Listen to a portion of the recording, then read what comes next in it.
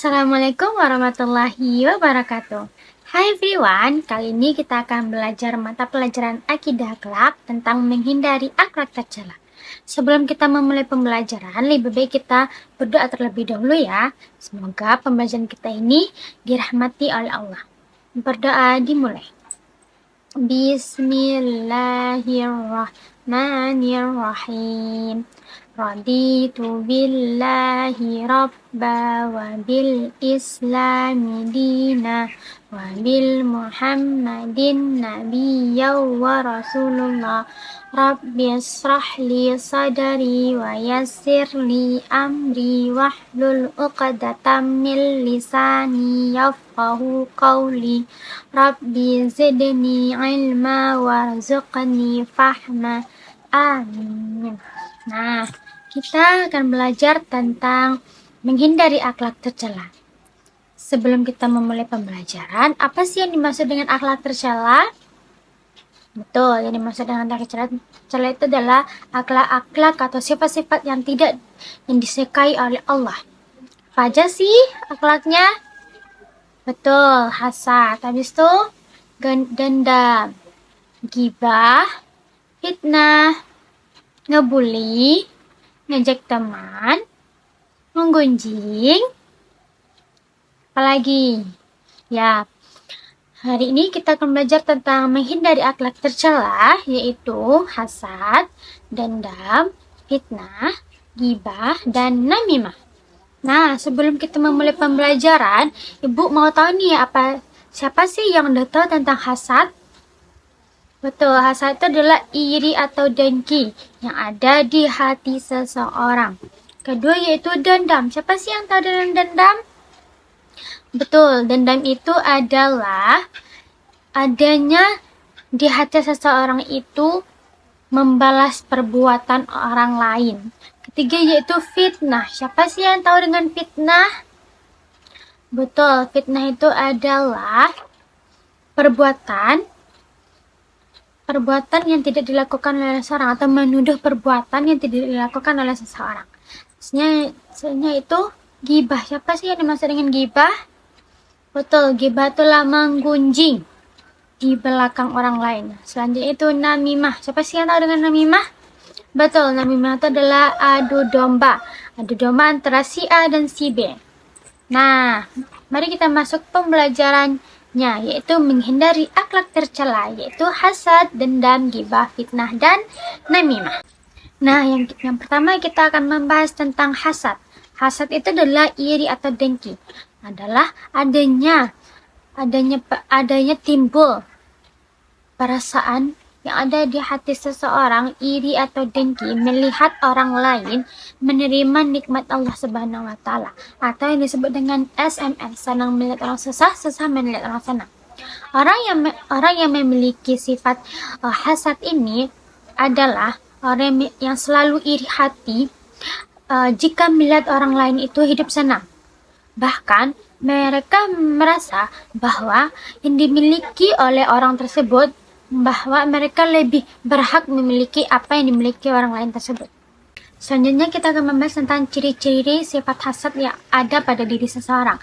Yang pertama itu senang jika melihat saudaranya itu dalam keadaan kekalahan. Yang kedua, senang jika melihat saudaranya ini tidak hadir dalam suatu perselisihan di antara mereka. Yang ketiga, senang jika melihat saudaranya ini dilecehkan, dibukakan aibnya. Yang keempat, orang yang memiliki sifat hasad ini suka membantah perkataan orang lain atau tidak mendengarkan perkataan orang lain. Bahkan perkataan dia yang selalu didengar dan selalu benar. Selanjutnya, yang kelima yaitu senang meremehkan perkataan orang lain. Selanjutnya yang keenam yaitu ingin merasa dia ini menonjol dalam segala hal. Yang kedelapan yaitu dengan adanya sifat hasad atau iri hati ini menimbulkan seseorang itu akan buruk sifatnya atau kikir dalam sifatnya, dan menimbulkan tidak adanya perbuatan kebaikan yang dilakukan oleh orang tersebut, baik sesama manusia maupun oleh Allah. Dengan adanya sifat hasad ini akan adanya kebencian dan permusuhan di antara sesama manusia.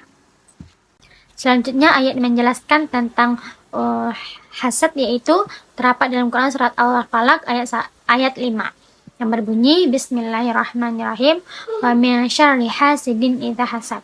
Ya, artinya dan aku berlindung pula dari orang yang dengki apabila dia dengki, yang selalu menginginkan hilangnya kenikmatan dari orang lain. Quran surah Al-Falaq ayat 5. Selanjutnya kita masuk ke pengertian dendam. Dendam ini adalah kemauan seseorang atau kemauan keras seseorang atau kelompok untuk membalas kejahatan dari seseorang atau kelompok lain. Allah Subhanahu wa taala tidak menyukai atau membenci perbuatan dendam ini karena akan membahayakan dan merugikan orang lain, bukan hanya orang lain, bahkan diri sendiri ataupun kelompok. Selanjutnya kita akan membahas tentang bentuk-bentuk atau ciri-ciri seseorang yang memiliki sifat dendam. Yang pertama, memiliki emosi yang berlebihan atau tidak terkontrol dan mudah tersinggung. Yang kedua, tidak suka atau susah diajak bicara baik-baik, maunya berbicara dengan kepala panas, dengan emosi. Yang selanjutnya yaitu suka mengancam orang lain terhadap apa yang terlibat orang lain itu, dia merasa kecewa atau dia merasa sakit hati. Selanjutnya yaitu tidak mudah memberikan maaf kepada orang yang dianggapnya salah. Kenapa? Itulah Allah membenci orang-orang yang pendendam ini. Sedangkan Allah aja pemaaf, kenapa hambanya enggak? Selanjutnya yaitu tidak mau menerima nasihat orang lain. Sabda Nabi yang menyebutkan bahwa Allah sangat membenci orang-orang yang pendendam, yaitu dalam sabda Rasulullah Bismillahirrahmanirrahim abghadul rajuli ilallahi aladul hisam, yang artinya orang yang paling dibenci oleh Allah adalah orang yang paling pendendam. Hadis riwayat Bukhari dan Muslim. Selanjutnya kita akan membahas tentang pengertian ghibah. Ghibah yaitu mengunjing atau mengupat. Jadi ghibah adalah perbuatan atau tindakan yang membicarakan tentang aib orang lain. Namun ada beberapa kegiatan yang disebut itu tidak ghibah. Tapi kegiatannya itu disebut dengan ghibah, tapi perbuatannya itu tidak disebut dengan ghibah. Contohnya seperti misalnya dalam satu masyarakat ada dua orang yang tidak melakukan perbuatan yang senonoh. Nah, kita dalam satu masyarakat itu akan membahas tentang perbuatan dua orang ini. Dalam kita melakukan sebuah forum, otomatis orang yang berdua ini tidak berada dalam satu forum ini kan. Nah, itu dinamakan tidak mengunjing. Karena kita mencari jalan solusi terhadap menghindari amar ma'ruf nahi munkar. Nah, selanjutnya yaitu jika dalam satu masyarakat itu ada dua orang yang melakukan perbuatan yang tidak senonoh dan kita melaporkan ke pihak yang berwajib, itu juga tidak dimaksudkan dengan ghibah, karena kita mencegah dari perbuatan yang amar ma'ruf nahi munkar. Selanjutnya kita akan membahas tentang sebab-sebab adanya sifat ghibah. Yang pertama itu adanya ingin meluahkan perasaan marahnya. Dengan meluahkan perasaan marahnya dengan mengunjing atau mengunjing orang lain kepada orang lain, dia akan merasa puas. Yang kedua yaitu ingin menampakkan dirinya itu mewah, ingin menampakkan dirinya itu hebat kepada orang lain, ingin menampakkan dirinya itu megah kepada orang lain. Dan selanjutnya itu meremehkan orang lain. Bahwa orang lain itu lemah, bahwa orang lain itu rendah, bahwa orang lain itu hina di mata orang lain. Selanjutnya yaitu ayat yang menjelaskan tentang ghibah. Bismillahirrahmanirrahim. Ya ayyuhalladzina amanu jatanibu katsiran minadh-dhanni inna ba'dadh-dhanni itsmu wa la tajassasu wa la yaqtab ba'dukum ba'da ayuhibbu ahadukum ay yakula lahma akihi maitan faqrihtumuh wattaqullaha innallaha tawwabur rahim. Yang artinya, wahai orang-orang yang beriman, janganlah banyak berprasangka, sesungguhnya prasangka itu adalah dosa, dan janganlah di antara kamu mencari-cari kesalahan orang lain, dan janganlah di antara kamu menggunjing sebagian di antara yang lain. Apakah ada di antara kamu suka memakan daging saudaramu yang telah mati? Tentulah kamu merasa jijik. Dan bertakwalah kepada Allah, sesungguhnya Allah Maha Penerima Taubat, Maha Penyayang. Quran Surah Al-Hujurat ayat 12. Selanjutnya kita akan membahas tentang fitnah. Yang pertama itu kita membahas pengertian fitnah. Fitnah itu adalah perkataan yang bermaksud menjelekkan orang lain, bahkan bisa mencemari nama baik atau menodai nama baik dan merugikan kehormatan orang lain. Selanjutnya kita akan membahas tentang sebab-sebab adanya rasa fitnah. Yang pertama yaitu adanya pihak orang lain atau pihak ketiga. Maksudnya di sini misalnya si A disuruh oleh si B untuk mengungkapkan kepada semua orang bahwa si C ini melakukan perbuatan yang tidak senonoh.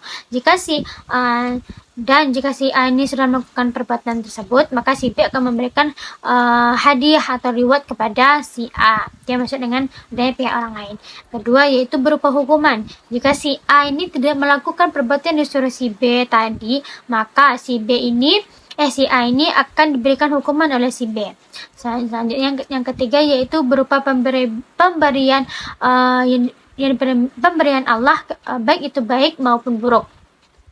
Maksudnya di sini misalnya si A ini mempunyai anak, ya kan? Si A ini mempunyai anak dan si B juga mempunyai anak, tapi si A ini mempunyai anak yang lebih baik atau ganteng atau cantik. Dan si B ini memfitnah si A bahwa anak si A ini adalah anak hasilnya zina misalnya. Yang selanjutnya yaitu